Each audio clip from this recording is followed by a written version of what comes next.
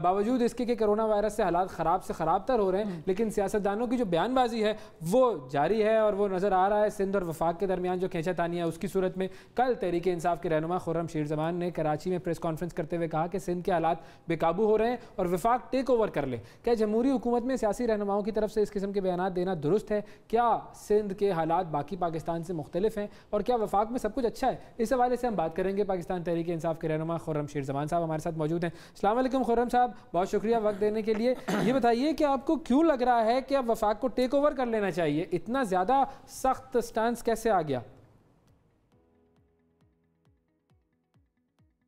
अच्छा देखिए, ये स्टैंड ऐसा नहीं है कि एक दिन के अंदर स्टैंड आ गया हो या एक साल के अंदर आ गया हो। पिछले 6-7 साल से आप देख रहे हैं कि हम अपनी आवाज़ उठा रहे हैं और पाकिस्तान पीपल्स पार्टी को जो है इस वक्त 12 साल हो गए सिंध में हुकूमत करते हुए और ये सूबे सिंध में इनका चौथा या पाँचवा दौर है।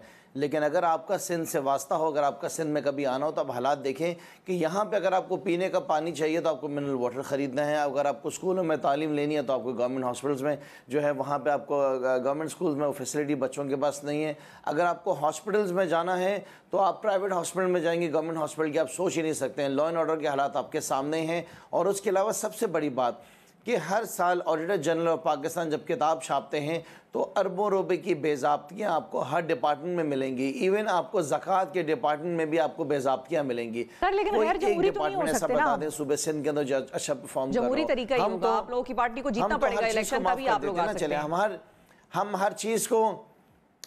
हम हर चीज़ को माफ़ कर देते हैं। लेकिन आप देखेंगे जो हॉस्पिटल के हालात हैं, ख़ास तौर पे आजकल जो हालात हैं जो कि कोविड का सिलसिला है कि कोविड इतना फैल रहा है, आपके गवर्नमेंट हॉस्पिटल्स तो बंद हो गए, वहाँ पे तो अब जगह ही नहीं है। आपके प्राइवेट हॉस्पिटल जो हैं वो 1.5 लाख रुपए चार्ज कर रहे हैं। आपके हॉस्पिटल्स के अंदर इंसुलिन जैसी जो एक चीज़ है वो मौजूद नहीं है। बेसिक मेडिसिन जो हैं वो आपको हॉस्पिटल्स के अंदर नहीं मिलेंगी। तो हम तो दिन ब दिन सिंध को पीछे जाते हुए देखते हैं। तो क्या ज़रूरी है कि हम इंतज़ार करते रहें 2023 तक पूरी बर्बादी हो जाए? कोई एक डिपार्टमेंट में आपसे कहता हूँ मुझे बताएं जो कि काम कर रहा हो। यहाँ पे सफाई सुथराई का निजाम नहीं है। कैसे टेक ओवर देखिए, जमहूरियत के अंदर भी रहते हुए बहुत सारे ऐसे ऑप्शंस ऐसे भी बहुत सारे ऑप्शन हैं जिसके अंदर गवर्नमेंट को मजबूर किया जा सके वो काम करें। कोई फाइनेंशियल इमरजेंसी, कोई तरीका ऐसा हो जो कि जमहूरी तरीका हो जिसके ज़रिए इस गवर्नमेंट को मजबूर किया जाए कि वो काम करे, वो आवाम की खिदमत करे, वो आवाम का ख्याल रखे। गवर्नमेंट का मकसद क्या होता है? गवर्नमेंट में आने का मकसद ये नहीं होता है कि अपनी जायदादें बढ़ जाएँ, अपने लिए फैसिलिटीज़ लें, अपनी सिक्योरिटी और ज़्यादा बढ़ा दें, काम ना करें। एक और मसला है, देखिए जो मुराद अली शाह साहब हैं वो तो ये कहते हैं कि एनसीओसी में जो बातें होती हैं वो फिर बाद में मुकर जाते हैं लोग और बाद में मामला अलग तरीके से डील करते हैं, मुशावरत से फैसले शायद नहीं हो रहे हैं। उनका एतराज़ किस हद तक दुरुस्त है? देखिए सर, आपको सूबे सिंध को थोड़ा सा डिफरेंटली लेके जाना पड़ेगा, ख़ासतौर पे शहर कराची को। आपको पूरा पाकिस्तान आप जानते हैं कि उस वक्त शहर कराची चलाता है।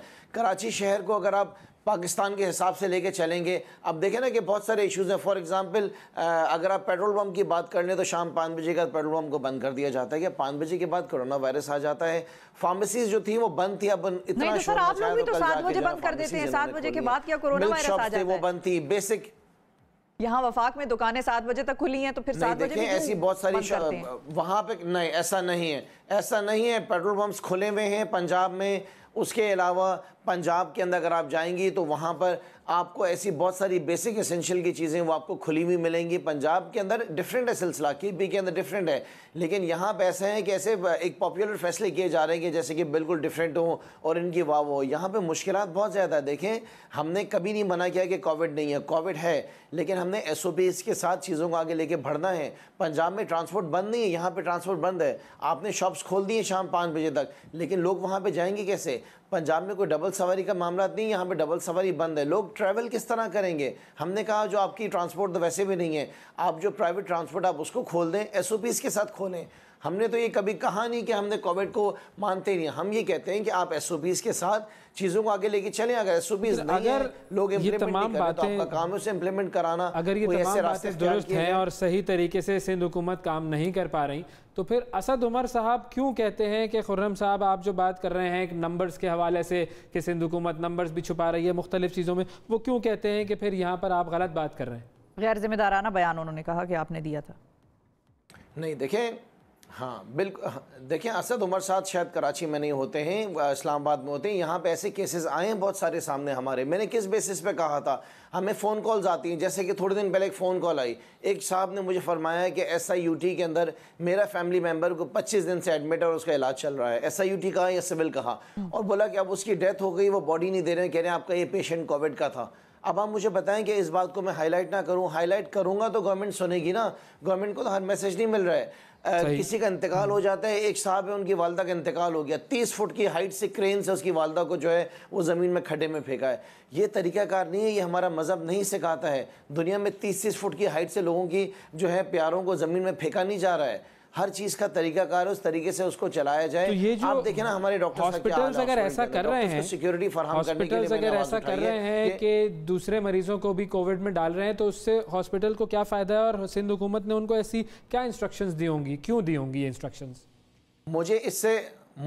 मुझे इसका इल्म नहीं है, लेकिन मैंने नहीं कहा कि हर केस ऐसा हो रहा है। अगर कोई केस ऐसा हो जाता है तो हम उसे हाईलाइट करते हैं ताकि गवर्नमेंट को ये पता चले और उसको इन्वेस्टिगेट करे।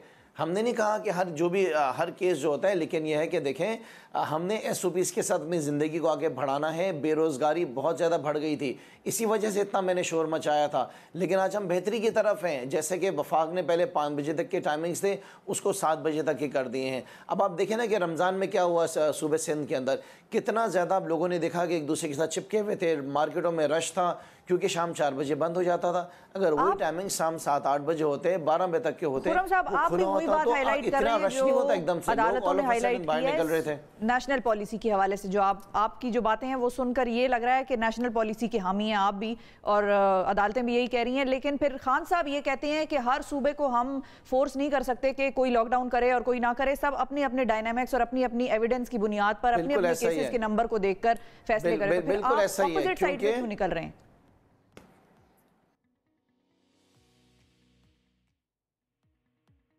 जी खुर्रम साहब को आवाज जारी है आपको? अगर आजाद हैं तो वो जो फैसले देने चाहे वो करें। फैसले वो होने चाहिए जो आवाम के फेवर में हो, जो आवाम को आसानी मिले। फैसले ये नहीं होने चाहिए जिसकी वजूहत के बिना जो कर जाए, यहाँ पे बेरोजगारी बढ़ जाए, लोगों की मुश्किलात बढ़ जाए, लोगों की परेशानी बढ़ जाए, लोगों की मुश्किलात बढ़ जाए, लोगों की परेशानी बढ़ जाए, उन बेसिस पे फैसले होने चाहिए। ठीक है, बिल्कुल सही। बहुत शुक्रिया अदा करेंगे हम खुर्रम शेर ज़मान साहब आपका।